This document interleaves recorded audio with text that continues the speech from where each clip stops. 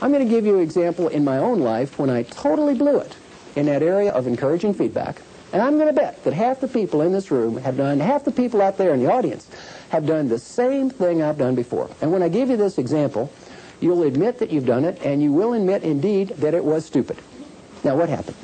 I fly almost every week. My total mileage credit on American Airlines alone is 4.1 million frequent flyer miles. So I'm a heavy frequent flyer.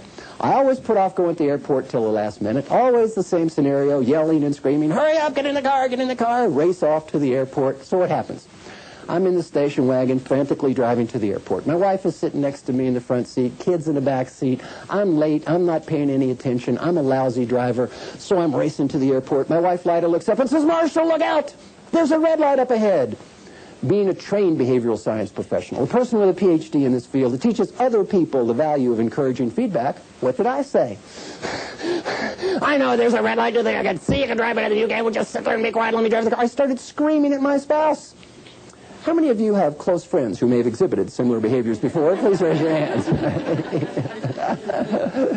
We get to the airport. Does she kiss me goodbye? No. Does she speak to me? No. Is she upset with me? Yes. I get on the plane and fly away. On the plane, I did something that several of you may have done before, a cost-benefit analysis. I asked myself a question. What was the cost of her saying, hey, there's a red light up ahead? And what did that cost anybody? What do you think? Nothing.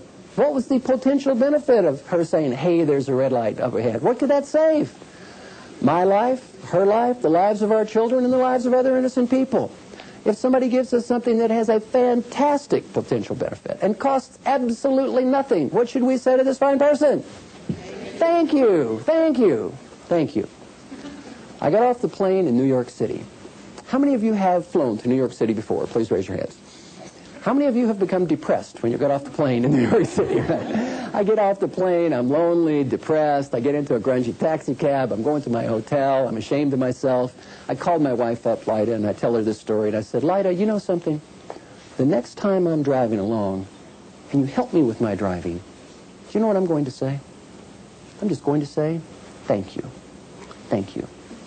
And in her most sensitive and loving voice, she replied, sure you will.